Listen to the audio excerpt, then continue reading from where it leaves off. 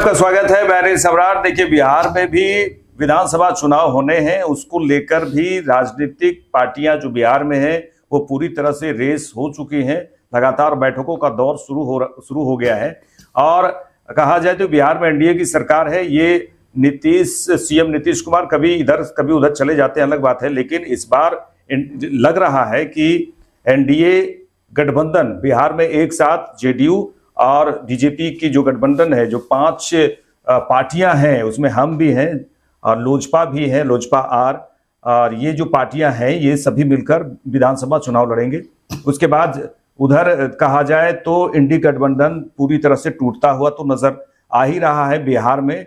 और कहा जाए कि आरजेडी पूरी तरह से एक बड़ी पार्टी है वहां पे। अब आरजेडी क्या कुछ करती है वो अलग बात है, प्रशांत किशोर की पार्टी है।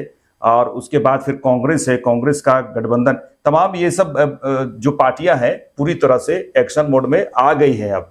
लेकिन एक बड़ी खबर हम आपको बताने जा रहे हैं और इसी को लेकर हम अपने सहयोगी रेखा मिश्रा से बैठे हुए हैं कि जो जेएलके पार्टी है बिहार झारखंड में, वो बिहार में भी चुनाव लड़ने की तैयारी कर चुकी है और वो तैयारी के मोड में है। इसलिए क्योंकि अभी केंद्रीय अध्यक्ष जो जयराम महतो हैं वो उनकी कानों तक ये बात आ चुकी है कि बिहार में भी चुनाव लड़े जेएलके, क्योंकि ये बातें बिहार के लोग जो सीमावर्ती क्षेत्रों के लोग हैं उन्हीं की बात अगर हम करें तो वो लोग कह रहे हैं कि जेएलके बिहार में भी जो विधानसभा चुनाव होने वाले हैं उसमें जरूर अपने उम्मीदवार उतारें और अपनी पार्टी के जो प्रचार प्रसार है बिहार में भी शुरू करें।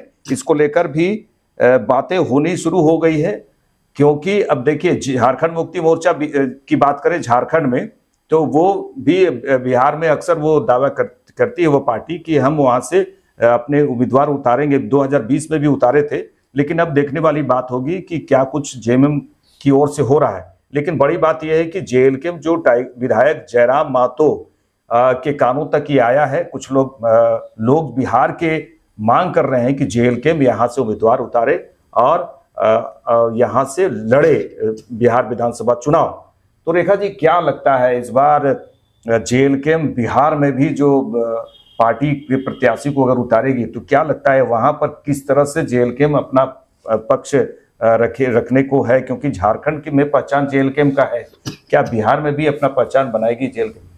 देखिए, जेएलके बिहार में पहचान बनाएगी या नहीं बनाएगी ये अलग विषय है, लेकिन बिहार से ही झारखंड राज्य अलग हुआ है और बिहार में भी कुछ लोग ऐसे हैं जो झारखंड की भाषा, यहाँ के कल्चर को समझते हैं। झारखंड में बहुत से ऐसे लोग हैं जो बिहार के रहने वाले हैं लेकिन झारखंड में शुरू से रहे, तो वो शुरू से झारखंड में रहे तो यहाँ के कल्चर को वो भी जानते हैं। तो बिहार से ही अलग राज्य बना है झारखंड। बिहार की राजनीति की सबसे खास बात यह है कि वहां पे जातिवाद जो है वो काफी ज्यादा हावी है। वहां की राजनीति जातियों के इर्द गिर्द घूमती है। एमवाई समीकरण जिसकी बात होती है, उत्तर प्रदेश और बिहार में ये समीकरण सबसे ज्यादा मायने रखता है।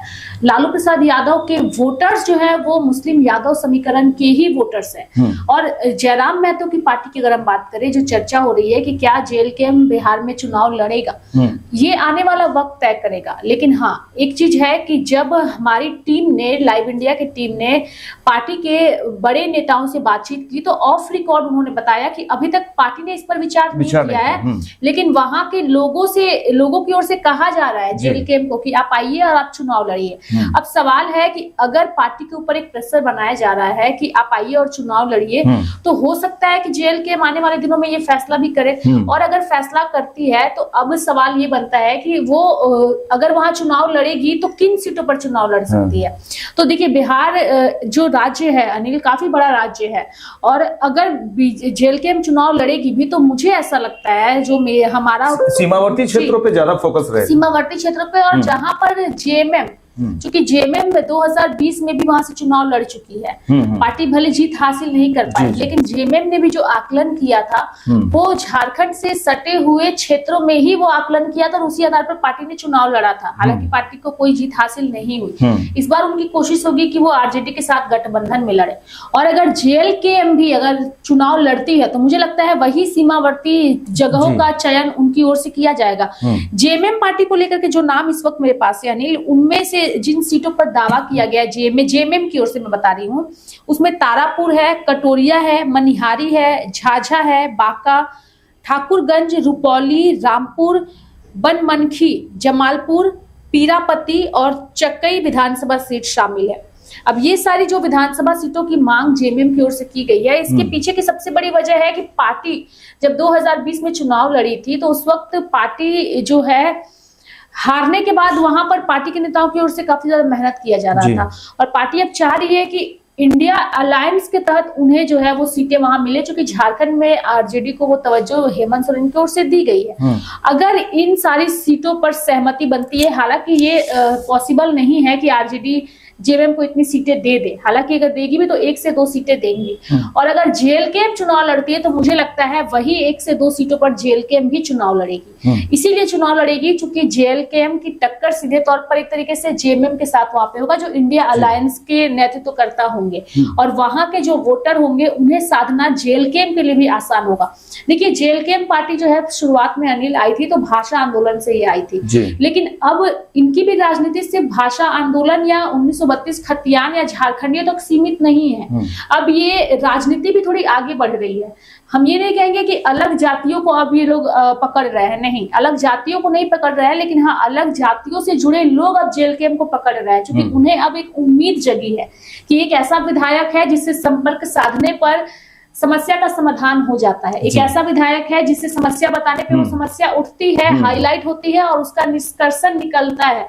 तो यहाँ पे वो फैक्टर काम कर रहा है, यानी जातियों का फैक्टर जेएलकेएम के साथ काम नहीं कर रहा है, जयराम के काम का फैक्टर काम कर रहा है और ये अन्य जो जातियां हैं उन्हें आकर्षित करने के लिए काफी है। अभी तक की राजनीति में हमने यही देखा है अनिल कि जो वोटर्स होते हैं वो अपनी जाति विशेष पर फोकस होते हैं और पार्टियां भी उसी आधार पर अपने उम्मीदवार देती है। जैसे मुस्लिम समुदाय से एक को दे दिया, यादव समुदाय से एक को दे दिया, ब्राह्मणों से किसी को दे दिया, जहां पे उनका वोट बैंक होता है। तो अभी तक की राजनीति यही से चलती थी, लेकिन अभी एक नई तरह की राजनीति देखने को मिल रही है झारखंड से जो उपज रही है कि अलग जातियों के लोग जेएलकेएम के नेता को संपर्क करते हैं। हालांकि खुल करके ये कहते हैं कि हम कुर्मियों के लिए हैं, हम झारखंडियों के लिए हैं, लेकिन जब मदद करने की बात आती है तो वो खुल के बोलते हैं कि हाँ मैं मदद करूंगा, मुझे बताइए, मैं यहाँ का हूं तो मैं आपकी मदद किस तरीके से कर सकता हूं। तो ये एक अलग तरह की राजनीति की शुरुआत हुई है और मुझे लगता है कि अगर ये सारी चीजें होती रही तो आने वाले दिनों में जेएलकेएम को इसका फायदा होगा। बिहार में अगर किस्मत आजमाती है, हालांकि देखिए जीत होती है या तो हार होती है, लेकिन किस्मत आजमा के किसी को नुकसान पहुंचाने पर भी पार्टी हाईलाइट होती है और झारखंड में यही हुआ है। एक सीट जीती है लेकिन सबसे बड़ी हाईलाइट पार्टी बनकर के उभरी है, जिसने अच्छे अच्छे पार्टियों और अच्छे अच्छे नेताओं को चित करके रख दिया है। सुदेश महतो को ही आप देख लीजिए, सबसे बड़ा एग्जाम्पल वही है। एनडीए गठबंधन में तमाम नेताओं को चित करके दिखाया है। ज्यादातर सीटों पर एनडीए की हार का जो मुख्य कारण है वो जेएलकेएम ही है। तो ये सारी चीजें करके पार्टी उभरी है।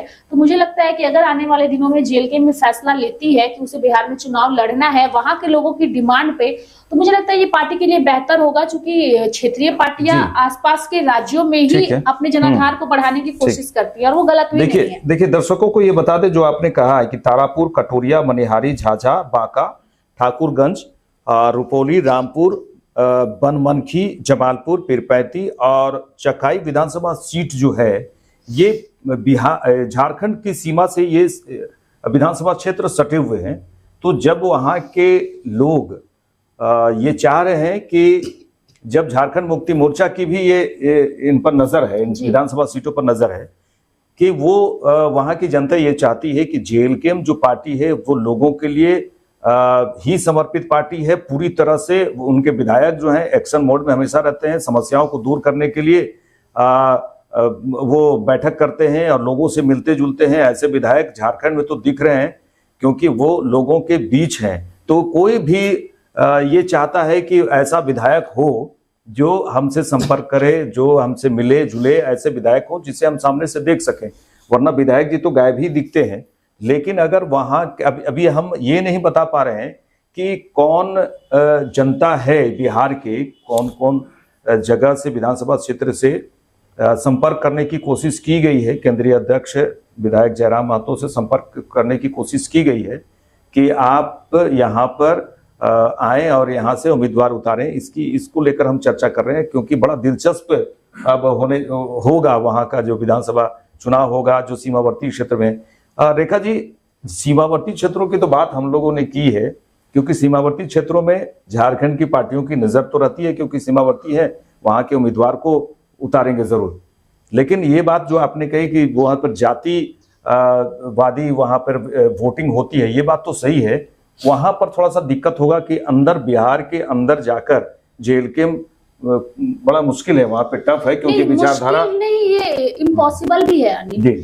जिन क्षेत्रों पर, जिन विधानसभा क्षेत्रों पर आरजेडी का गढ़ है, बीजेपी का गढ़ है, जेडीयू का गढ़ है, उस गढ़ में अभी फिलहाल से हमारे काफी ज्यादा मुश्किल है। बिहार की राजनीति ही बिल्कुल अलग है अनिल। हमने जो एकाध सीटों का चयन किया है, देखिए प्रशांत किशोर जो ये हैं, नई पार्टी कहा जाता है उन्हें, नई पार्टी है, उपचुनाव बिहार में हुए और उनकी पार्टी जो है वो बिल्कुल जन स्वराज पार्टी पूरी तरह से धाराशायी वहां पे हो गई, जबकि उन्होंने काफी मेहनत किया है। लेकिन वो अब विधानसभा चुनाव में भी अब पूरी तैयारी में तो है ही। अब देखने वाली बात होगी जनता क्या पसंद करती है। अब हम चर्चा यही कर रहे हैं कि जेएलके को बिहार के सीमावर्ती क्षेत्रों से ही जनता ने संपर्क साधने की कोशिश की होगी। अंदर में तो काफी, जैसा आप बता रहे हैं कि बिहार के अंदर खाने में बड़ा मुश्किल है सरकारी करना, काफी ज्यादा मुश्किल है। और इसकी कल्पना मुझे लगता है जरा मैं तो करेंगे भी नहीं। कि जाति, वहां की राजनीति बिल्कुल अलग है अनिल, पूरी जाति फैक्टर वहां पर हावी है। और जयराम महतो की पार्टी जो जेएलके झारखंड में है, बिहार में ऑलरेडी जनस्वराज पार्टी है जो कि काम कर रही है उस तर्ज पे, बिल्कुल हटके। हाँ, तो जैसे झारखंड में जेएलके में, तो बिहार में जनस्वराज पार्टी है।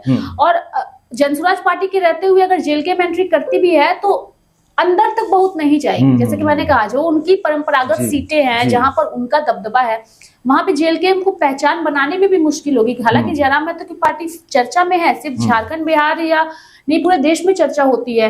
नेशनल मीडिया इनकी खबरों को उठाता है, आप समझ लीजिए। तो पार्टी का कुछ वजूद जरूर है। तो अगर उस दृष्टि से देखा जाए तो थोड़ा मुश्किल है। लेकिन हाँ, सीमावर्ती क्षेत्र जो हमने जिक्र किया है, अगर पार्टी सोचती भी, हालांकि पार्टी ने अभी तक कोई औपचारिक ऐलान नहीं किया है, वहां के लोगों की ओर से इनविटेशन आ रहे हैं जो जयराम महतो को सपोर्ट करते हैं। झारखंड में भी उन्होंने सपोर्ट किया था, चाहे वो पैसे देकर के, बारकोड के माध्यम से हो या फिर इनके वीडियोस वगैरह को शेयर करके हो। वो लोग चाहते हैं कि जयराम महतो बिहार में आए और अपनी पार्टी यहाँ से चुनाव लड़े, ताकि बिहार में के भी लोगों की समस्याओं का समाधान इनकी पार्टी के नेता कर सके। लेकिन ये भी हम नहीं कह सकते कि जो विधायक जेएलके से जीत कर आएंगे वो बिल्कुल जयराम महतो की तरह होंगे, क्योंकि नरेंद्र मोदी एक ही हैं। नरेंद्र मोदी की वजह से तमाम नेता भ्रष्टाचार नहीं करते, लेकिन ऐसा नहीं है कि भाजपा में भ्रष्टाचार नहीं है या भाजपा के नेता भ्रष्टाचारी नहीं है। सभी नरेंद्र मोदी से एक खौफ होता है, जिसके डर से वो अंदरूनी तौर पे करते हैं। और कई ऐसे नेता हैं जिनका नाम मैं अभी फिलहाल, मेरे जैसे हर्षवर्धन, कुछ भ्रष्टाचार के अंदरूनी मामले सामने आए थे, स्वास्थ्य मंत्रालय उनसे ले लिया गया था। नरेंद्र मोदी सीधे एक्शन लेते हैं, कैबिनेट में चेंजेस ले आते हैं। देखिए, तो यही है। देखिए रेखा जी, ये जो 12 सीटों की बात कर रहे हैं विधानसभा क्षेत्र जो निकटवर्ती सीमा क्षेत्र पे हैं, तो ये 12 सीटों पर अगर दावा जेएमएम का है और इधर जेएलके भी अगर 12 सीटों पर दावा करती है, तो निश्चित तौर पे जो सिकंद है जेएमएम के जो सुप्रीमो है हेमंत सोरेन, जो सीएम भी हैं, तो उनको थोड़ा सा परेशानी तो होगी कि ये जेएलके अब फिर जो 12 सीटों पर दावा अपने प्रत्याशी उतारे, तो जेएमएम को काफी परेशानियों का सामना करना पड़ेगा। हालांकि कोई पार्टी तो अभी क्षेत्रीय पार्टी बिहार तक तो नहीं पहुंची। जेएमएम कोशिश जरूर है जेएमएम की कि हम बिहार विधानसभा भी चुनाव लड़े। कोई भी चाहता है कि हमारी पार्टी का जो प्रचार प्रसार हो अन्य राज्यों में हो, तो थोड़ा सा तो परेशानी बढ़ेगा। जेएमएम को परेशानियां जेएमएम के साथ, क्योंकि झारखंड, देखिए झारखंड की बात करें तो आजसू को तो काफी डैमेज किया गया जेएलके की ओर से। अब 12 सीटों पे अगर जेएमएम अगर विचार है उनका कि 12 सीटों पर लड़ेंगे, तो डैमेज तो फिर जेएमएम को। लेकिन वही मैं आपको बताऊंगी, ये सिर्फ एक विचार है, हम लोग प्रिडिक्शन पे ही अभी फिलहाल चर्चा कर रहे हैं अनिल। तो मुझे नहीं लगता कि आरजेडी जेएमएम को 12 सीटें देने जा रही है। तो जो चीज प्रिडिक्शन में है ही नहीं, मुझे लगता है कि अभी उस पर थोड़ा सा जल्दबाजी हो जाएगा और जेएमएम जहां से लड़ेगी वहां से जेएलकेएम नुकसान पहुंचाएगी। मुझे लगता है ये भी फैक्टर सामने नहीं आने वाला है, क्योंकि जेएलकेएम भले झारखंड में इतनी सीटों पर चुनाव लड़ गई, लेकिन बिहार में इतना सोचेगी भी नहीं पार्टी। हालांकि एक दो सीटें में जैसे कह रही हूँ, तो एक छोटी सी सुगबुगाहट है। इसके पीछे की वजह सिर्फ यही है कि एक व्यक्ति ने जयराम महतो को कॉल किया था और उनसे अपनी समस्याओं को उन्होंने अवगत कराया था। उसके बाद से कि अब जयराम की एंट्री बिहार में, ये एक प्रिडिक्शन है। और जेएमएम को मैं अभी भी अपने चैनल के माध्यम से स्पष्ट कहूंगी, और देखिएगा इस खबर पे मुहर भी लगेगी, अगर आरजेडी जेएमएम को 12 सीटें नहीं देगी, ज्यादा से ज्यादा अगर देगी तो 1 और 2 सीटें ही देगी, उससे ज्यादा सीटें जेएमएम को नहीं मिलने वाली है। उसमें भी चांसेस काफी कम है। 2020 की तरह हो सकता है कि तेजस्वी यादव जो है वो मतलब मुकर जाए, क्योंकि तेजस्वी यादव के तेवर बदले हैं। आप देख लीजिए ना, कांग्रेस पार्टी और इंडिया अलायंस के साथ ही सहमति तरीके से नहीं बन रही है। मीसा भारती को आके बोलना पड़ता है कि सब कुछ ऑल इज वेल है। तो जो पार्टी के साथ गठबंधन में है उनके साथ तेवर इतने तल्ख है, तो जेएमएम के साथ थोड़ी सी कल्पना मुश्किल है, मुझे नहीं लगता। देखिए यहाँ पे अगर आरजेडी की बात करें तो निश्चित रूप से तेजस्वी यादव, ये देखिएगा विधानसभा चुनाव आते आते, क्योंकि तेवर तो बदले हुए, जैसा आप कह रहे हैं ठीक है कि इंडी गठबंधन लोकसभा चुनाव में इनका गठन किया गया था, वैचारिक एकता थी, लेकिन अब वैसा नहीं है, तेजस्वी यादव ने कर डाला है। तो अब जैसे जैसे विधानसभा चुनाव नजदीक आ रहा है, ये ना हो कि इंडी गठबंधन बिहार विधानसभा चुनाव में अकेले लड़े, जैसे दिल्ली में दिख रहा है वो नजारा। क्योंकि दिल्ली का नजारा जो अभी देखिए, आप और कांग्रेस बिल्कुल अलग अलग लड़ रही है, उसी तरह से बिहार में भी ऐसा होने का चांस इसलिए है कि तेजस्वी यादव को लग रहा है कि सबसे बड़ी पार्टी 2020 में उभरे हैं, तो 2025 के चुनाव में भी सबसे बड़ी पार्टी बनकर उभरने की कोशिश तेजस्वी यादव की है। और इस बार वो किसी को सीट सीमावर्ती क्षेत्र ही क्यों ना हो, जेएमएम को तो लग नहीं रहा है कि सही बोल रहे हैं। इस बार जैसे पिछले बार जो आपने बताया कि सबसे बड़ी पार्टी बनकर उभरी थी, बिल्कुल उभरी थी, और अगर थोड़ी सीटें और कांग्रेस जीत जाती तो शायद मुख्यमंत्री के तौर पर तेजस्वी होते हैं। हालांकि कांग्रेस ने काफी ज्यादा सीटों पर चुनाव लड़ा पार्टी ने, और कम सीटें पार्टी जीत करके आई। थोड़ी सीटें और ज्यादा अगर कांग्रेस जीती होती तो हो सकता है कि आज बिहार के मुख्यमंत्री तेजस्वी यादव होते, क्योंकि सबसे बड़ी पार्टी, सही बात है, सबसे बड़ी पार्टी अगर बन के उभरी थी। देखिए हम लोग जो जिस तरह से बातें कर रहे हैं कि जेएलकेएम कुछ वैसा हो नहीं सकता है, एआईएमआईएम प्रमुख असदुद्दीन अवैसी 2020 में 4 सीट या 5 सीट लेकर आई थी। उम्मीद भी नहीं था, हालांकि उसके कई विधायक जो हैं जेडीयू में मिल गए, आरजेडी में मिल गए, वो अलग बात है। लेकिन जब असदुद्दीन अवैसी की पार्टी वहां पर 5 सीट ला सकती है तो कुछ भी कहा नहीं जा सकता है। विधायक जयराम जी का मूड पे डिपेंड है, क्या ठान लेंगे, क्या कुछ करेंगे। असदुद्दीन ओवैसी का अनिल अलग, उनका भी अलग फैक्टर काम करता है, क्योंकि मुस्लिम समुदाय को वो साधते हैं और उन्होंने उन्हीं सीटों को चुना जहां पर मुस्लिम वोटर सबसे ज्यादा थे। और ओवैसी आके जिस तरीके से प्रचार प्रसार करते हैं, वो ना तो कांग्रेस को छोड़ते हैं, ना तेजस्वी को छोड़ते हैं, ना बीजेपी को छोड़ते हैं, ना नीतीश को छोड़ते हैं। वो सभी को, भले उन्हें ए और बी पार्टी कहा जाता है, दोनों और से दोनों, जो जेएलकेएम के साथ भी वही होता है। ये क्षेत्रीय पार्टी है, किस पार्टी की ए है पार्टी है और किस पार्टी की बी पार्टी है, ये कहना मुश्किल होता है, लेकिन ये अपना फायदा जरूर करके निकल आती है, और वो असदुद्दीन ओवैसी ने उस वक्त बिहार में किया था। तो ये सारी सभी पार्टियां हैं, लेकिन जेएलकेएम के लिए थोड़ा सा टफ होगा। लेकिन मुझे लगता है कि अगर जनता का बुलावा आए तो जेएलकेएम को ट्राई भी करना चाहिए, क्योंकि उम्मीद से जनता बुलाती है, और बिहार का चुनाव तो रोचक होने ही वाला है। जी बिल्कुल। देखिए हम लोग इसी बात को लेकर चर्चा किए हैं, लेकिन आने वाले समय में ही पता चलेगा कि क्या कुछ होने वाला है। क्या जेएलकेएम का जो झंडा है वो बिहार में भी फहरने की तैयारी है। कैंची कई पार्टियों पर, अगर वहां पर प्रत्याशी उतारते हैं तो कैंची जो है कई पार्टियों पर चलेगी, और रिजल्ट क्या होगा, वहां की जनता क्या कुछ नया चाहती है, क्योंकि हर कोई चाहता है कि जो जाति होता है कि हमारी जाति के विधायक बने, हमारी जाति के विधायक बने, वहां पर जाति ज्यादा है, जाति वाला सिस्टम ज्यादा है, जाति फैक्टर ज्यादा। लेकिन वहां पे ऐसे लोग भी हैं जो इन सब चीजों से अलग हटके सोचते हैं कि ऐसा विधायक हो जो इन चीजों को न देखकर सिर्फ विकास की बातें करे और हमारे डेवलपमेंट की बात करे। इसी को लेकर हम चर्चा किए हैं। हो सकता है विधायक जी का अब जनता पुकार रही है, विधायक जी अगर सुनते हैं और प्लानिंग होता है, क्या बैठक होती है, कार्यकारिणी की क्या बैठक होगी, क्योंकि ये बहुत महत्वपूर्ण बातें हैं इस वक्त क्योंकि विधानसभा चुनाव में सभी पार्टियां अगर बिहार में रेस हैं, एक्शन में हैं, तो जेएलके भी आने वाले समय में हो सकता है कि वहां से उम्मीदवार उतारे। देखते रहिए लाइव इंडिया। नमस्कार।